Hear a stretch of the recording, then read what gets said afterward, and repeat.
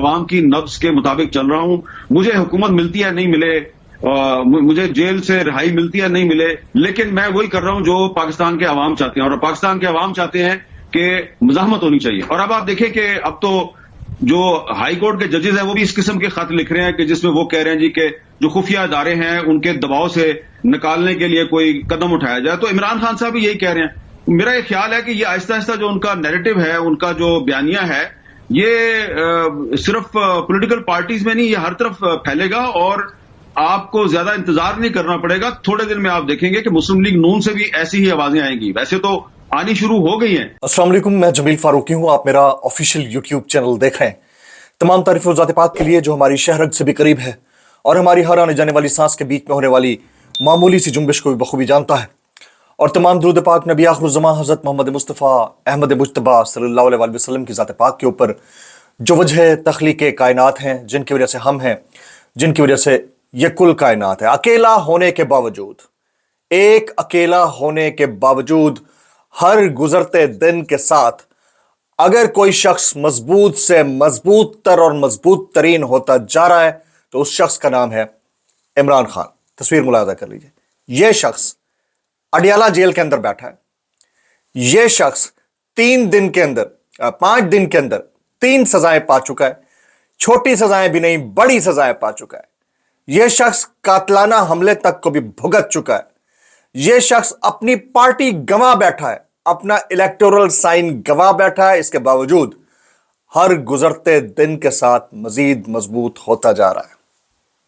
6 عدد ججز نے اپنے ہی کورٹ سسٹم کے اوپر ناراضگی اور بدگمانی کا اظہار کر دیا ہے. یہ 6 عدد معزز ججز سسٹم پر عدم اعتماد کر بیٹھے ہیں اور اپنے امیجیٹ باس پر بھی تقریباً عدم اعتماد کر بیٹھے ہیں. اس سے پہلے کہ اس ڈیٹیل سٹوری کا ریویو کیا جائے اور دیکھا جائے کہ ہمارا مین سٹریم میڈیا اس کے اوپر کیا بول رہا ہے, ججز کیا بول رہے ہیں, سوشل میڈیا انفلوئنسرز کیا بول رہے ہیں, ابھی ذرا آپ کو 2 عدد اور تصاویر دکھا دیتا ہوں. یہ ملاحظہ کیجئے. ان صاحب کا نام اعظم خان سواتی ہے, سابق وفاقی وزیر, سابق سینیٹر. ابھی ان کے کاغذات نامزدگی جمع ہو چکے ہیں سینٹ انتخابات کے لیے. کبھی کوئی سوچے تو یہ ضرور سوچے گے یہ شخص کیوں رویا تھا. اب اندازہ ہو جانا چاہیے کہ یہ شخص بلبلا کر ٹیلی ویژن کیمراز کے سامنے کیوں رویا تھا, اور اس کے بعد اس کے اوپر جو بہتان تراشی کی گئی مختلف صحافیوں کی جانب سے بھی اور سیاسی ورکرز کی جانب سے بھی, اور یہ کہا گیا کہ یہ تو ڈرپوک لوگ ہیں, یہ کیوں رویا تھا, ذرا 2 منٹ کے لیے سوچئے گا. ایک اور تصویر دکھا دیتا ہوں. یہ ملاحظہ کیجئے. یہ میری تصویر ہے ایئرپورٹ کی. یہ ابڈکشن کے تقریباً کوئی 48 گھنٹے بعد کی تصویر ہے. ان 48 گھنٹوں میں جو ہوا اس کے بعد یہ نہیں تھا پتا کہ ہوں کہاں پہ. کبھی رونے کی بات آئے تو ضرور سوچئے گا کہ یہ شخص کیوں رویا تھا, ایسا کیا ہوا کہ یہ شخص رویا تھا. اب اندازہ ہو جانا چاہیے کہ رونے کی وجوہات کیا ہوا کرتی ہیں. ڈان نیوز اس ساری سٹوری کو کیسے رپورٹ کرتا ہے؟ ویسے تو مین سٹریم میڈیا کی جو رپورٹنگ ہے اس کے اوپر بھی کوسچن آتا ہے, لیکن ایک آج جو ویب پورٹل ہے وہ تقریباً درست رپورٹ کر رہا ہے ان 6 ججز کے سپریم جوڈیشل کاؤنسل کو خط لکھے جانے کے معاملے کو. ڈان نیوز کیا رپورٹ کر رہا ہے دیکھیے گا. 6 ہائی کورٹ ججز کا جوڈیشل کاؤنسل کو خط, عدالتی امور میں ایگزیکٹو اور خفیہ اداروں کی مداخلت کا ذکر. اسلام آباد ہائی کورٹ کے 6 ججز نے ججز کے کام میں خفیہ ایجنسیوں کی مبینہ مداخلت اور دباؤ میں لانے سے متعلق سپریم جوڈیشل کاؤنسل کو خط لکھ دیا ہے. اب یہ میں نہیں بول رہا, یہ وہ خط بول رہا ہے, اور خط کو رپورٹ کون کر رہا ہے؟ ایک معتبر ٹی وی چینل ہے, معتبر پاکستان کا اخبار ہے, وہ رپورٹ کر رہا ہے. وہ کہتا ہے اسلام آباد ہائی کورٹ کے justice Mohsin Akhtar Kayani, justice Tariq Mahmood Jahangiri, justice Babar ستار, جسٹس سردار اعجاز اسحاق خان, جسٹس ارباب محمد طاہر اور جسٹس سمن رفت امتیاز کی جانب سے خط لکھا گیا. اب آپ اندازہ کیجئے کہ یہ اس کو کیسے رپورٹ کیا گیا. خط میں کہا گیا کہ ہم بطور اسلام آباد ہائی کورٹ کے ججز سپریم جوڈیشل کاؤنسل سے ایگزیکٹو ممبران بشمول خفیہ اداروں کے ججز کے کام میں مداخلت اور ججز کو دباؤ میں لانے سے متعلق رہنمائی چاہتے ہیں. खत में कहा गया है कि यह मामला सुप्रीम कोर्ट के इस फैसले के नतीजे में आया, उस फैसले के नतीजे में आया जिसमें सुप्रीम कोर्ट की जानिब से जस्टिस शौकत सिद्दीकी की साल 2018 में बरतरफी को गलत और गैर कानूनी करार दिया गया और कहा कि जस्टिस शौकत अजीज सिद्दीकी को रिटायर्ड तस्वर किया जाए। सुप्रीम जुडिशल काउंसिल की जानिब से जस्टिस शौकत अजीज सिद्दीकी को उस वक्त बरतरफ कर दिया गया था जब उनकी जानिब से यह इल्जाम आयद किया गया था कि खुफिया एजेंसी के एहलकारों ने इस्लामाबाद हाई कोर्ट में बेंचेस की तश्कील और एहतसाब अदालत इस्लामाबाद में मुकदमात के ट्रायल में मुदाखलत करते हैं। खत के मुताबिक इन इल्जामात के बाद उस वक्त की वफाकी हुकूमत और आर्मी चीफ की जानिब से जस्टिस शौकत अजीज सिद्दीकी के खिलाफ शिकायत दायर की गई थी। इसमें कहा गया है कि सुप्रीम कोर्ट की जानिब से अपने हालिया फैसले में कहा गया है कि किसी भी जज को सुप्रीम जुडिशल काउंसिल की जानिब से तहकीकात के बगैर बरतरफ नहीं किया जा सकता। सुप्रीम कोर्ट ने अपने हालिया फैसले में जस्टिस शौकत अजीज सिद्दीकी की बरतरफी को बदनीयती पर मबनी करार दिया। वो शौकत अजीज सिद्दीकी साहब बरतरफ हुए, उनकी बरतरफी के हवाले से इस खत के अंदर कमेंट किया गया। खत के मुताबिक सुप्रीम कोर्ट के हालिया फैसले से जस्टिस शौकत अजीज सिद्दीकी के मौक़िफ़ की जीत हुई है, ताहम गैर कानूनी बरतरफी का अजाला मुमकिन नहीं। यानी जो गैर कानूनी बरतरफी हुई थी उसका तो अजाला नहीं हुआ, ठीक है, उनको मराहत वापस मिल गई है। क्या उस वक्त वाकई खुफिया एजेंसी के एहलकार अदालती मामला में मुदाखलत कर रहे थे? इसका जवाब नहीं मिल सका। अगर खुफिया एजेंसी के एहलकार वाकई अदलिया की आज़ादी को मजरूह करने में मुलव्वस थे तो कैसे उनको एहतसाब के कटहरे में खड़ा किया जा सकता है ताकि मुस्तकबिल में ऐसे वाकयात रूनुमा ना हो। यह उस खत का एक छोटा सा ग्लिम्स है जो एक टीवी चैनल ने रिपोर्ट किया है, एक अखबार ने, मोतबर अखबार ने, डॉन न्यूज़ ने रिपोर्ट किया है। यह उसका एक छोटा सा ग्लिम्स था।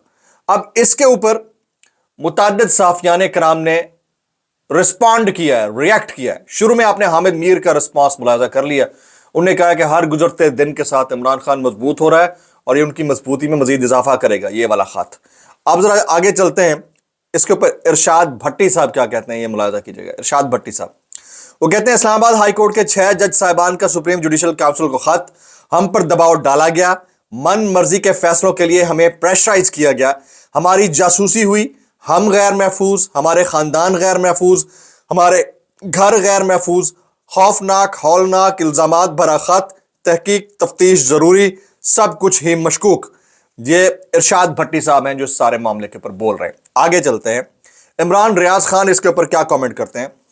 जिन सहाफियों ने इमरान खान के खिलाफ बयानिया बनाया, जिन्होंने नवाज शरीफ को अगला वजीर आजम करार दिया, जिन्होंने 8 फरवरी से पहले तहरीक इंसाफ की 10 से 20 नशिस्तों की गलत पेशगोई की, जिन्होंने इमरान खान के तन्हा रह जाने के दावे किए, जिन्होंने फांसी की पेशगोइयां की, जिन्होंने इमरान खान की मकबूलियत के खात्मे के दावे के अलावा भी बेशुमार गलत बयानियां की और बदकिस्मती से जिनकी तमाम खबरें गुज़िश्ता 2 सालों में गलत साबित हुई, वही सहाफ़ी अब इस्लामाबाद हाई कोर्ट के 6 मोअज़्ज़ज़ जज साहिबान पर हमलावर हैं। बाकी पाकिस्तानी खुद समझदार है।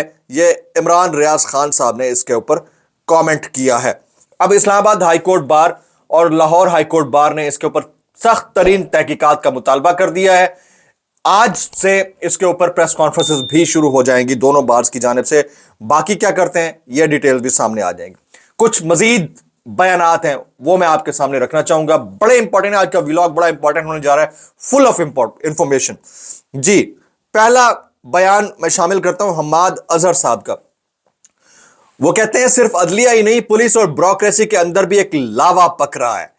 किसी भी अच्छे पुलिस या सरकारी अफसर से पूछें तो वो आपको बताएगा कि कैसे टाउट किस्म के अफराद को हर शोबे का सरबरा लगाया गया और उसके नीचे अफसरान को डरा धमका के पूरे निजाम को यरगमाल बना लिया गया। हम्माद अजहर साहब आजकल रूपोश हैं, लेकिन इनका ट्विटर चल रहा है तो ये बात करते रहते हैं। गरीदा फारूकी साहबा, गरीदा फारूकी वो कहती हैं, फरीदा फारूकी साहबा, जज बाबर सत्तार और उनकी पूरी फैमिली अमरीकी शहरी है।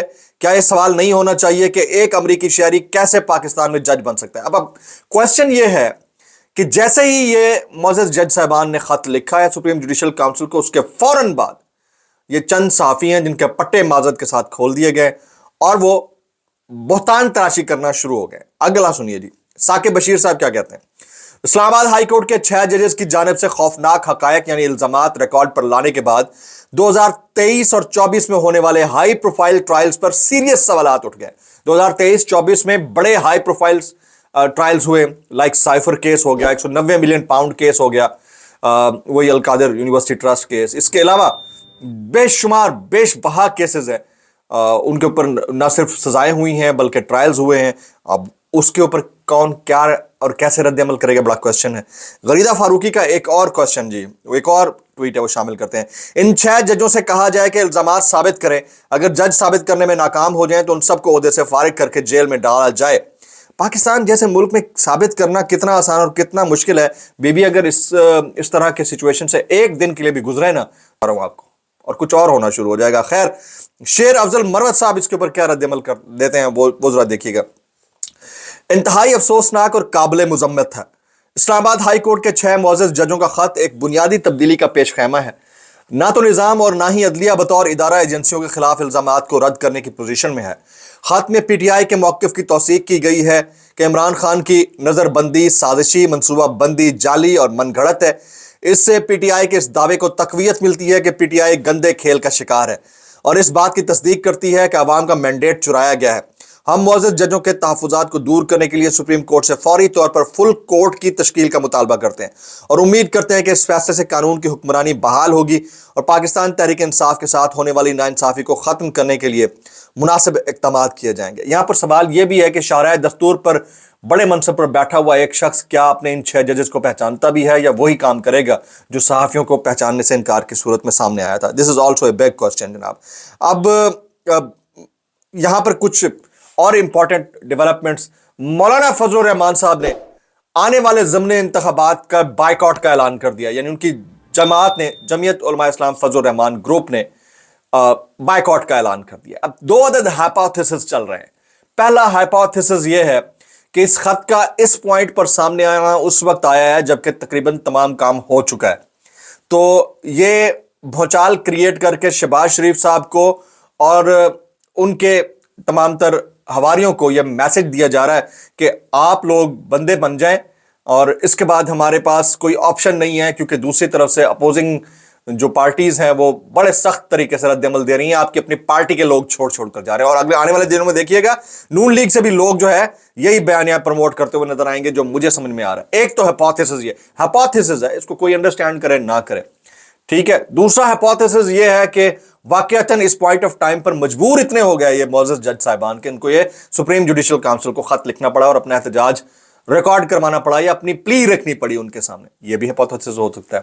تیسرا ہائپوتھیسز یہ ہے کہ جو وزارت عظمیٰ اور پھر گورنمنٹ تشکیل دیے جانے کا معاملہ تھا وہ تو وجود میں آ چکا. اب کیونکہ اس کی ایکسیپٹنس نہیں ہے پبلک کے اندر بھی, سیاسی جماعتوں کے اندر بھی, تو ایک شخص بڑی تیزی سے وزارت عظمیٰ کی جانب بڑھتا ہوا نظر آتا ہے. یہ ہائپوتھیسز ہے, یہ ایک اوپینین ہے, اس سے کوئی ڈس ایگری کر سکتا ہے, اور وہ یہ ہے کہ ایک شخص کو سنگل ہینڈڈلی تمام پارٹیوں کی جانب سے سینیٹرشپ کے لیے نامینیٹ کیا جاتا ہے. وہ پہلے caretaker C M Punjab تھا, اس کے بعد وہ چیئرمین پی سی بی بنا, وہ شخص ابھی اس وقت ہوم منسٹر ہے, اس ادھر کے آئی جی کو اپنا ہوم سیکریٹری بنا لیتا ہے, اور وہ شخص اب سینیٹر بھی بن چکا ہے, آنے والے چند دنوں کے اندر سینیٹر بن جائے گا, تو اس کے بعد وہ وفاقی وزیر کا درجہ پا لے گا. تو اس صورت کے اندر کیونکہ وہ ہائیلی ایکسیپٹیبل ہے تمام تر پولیٹیکل پارٹیز کی جانب سے, تو کیوں نہ شہباز شریف صاحب اور ان کے حواریوں کو آگے پیچھے کر کے اس پریشر کے ذریعے اور پھر اس شخصیت کو لایا جائے جس سے قومی حکومت تشکیل میں لائی جا سکے. یہ ہائپوتھیسز ہو سکتا ہے, کوئی اسے ڈس ایگری کرے. میں بات کر رہا ہوں محسن نقوی صاحب کی, بڑی تیزی سے وزارت عظمیٰ کے ہدف کی جانب بڑھ رہے ہیں. تو اب سوچنے کی ضرورت یہ ہے کہ ان تینوں ہائپوتھیسز میں کیا ہو سکتا ہے, کوئی ایک تو وائبل ضرور ہے. چوتھا ہائپوتھیسز یہ ہے کہ حکومت ختم کر دی جائے اور پھر دوبارہ سے مڈ ٹرم الیکشن کی طرف چلے جایا جائے, جو کہ 2 سال کے بعد ممکن ہوتا ہے, لیکن وہ قرین از قیاس ہے اور خارج از امکان نہیں قرار دیا جا سکتا, لیکن اس کے چانسز بڑے کم ہیں. تو جو حالات ڈیولپ ہو رہے ہیں اس میں تو مجھے یہ والا شخص جو ہے وہ وزارت عظمیٰ کی طرف بہت تیزی سے بڑھتا ہوا دکھائی دیتا ہے. اس سے بہت ساری چیزیں سیٹل بھی ہو جائیں گی اور بہت سارے معاملات کے اوپر کو پس پردہ بھی ڈالا جا سکے گا, پس پشت بھی ڈالا جا سکے گا اگر ایسا ہوتا ہے تو. اب میں کچھ مزید تصویریں ویک اپ کال ہوں گی سب کے لیے, ان کو ذرا غور سے دیکھیے گا, بڑے غور سے آپ نے دیکھنا ہے. یہ ایک شخص ہے, ان کا نام ہے اڈولف ہٹلر.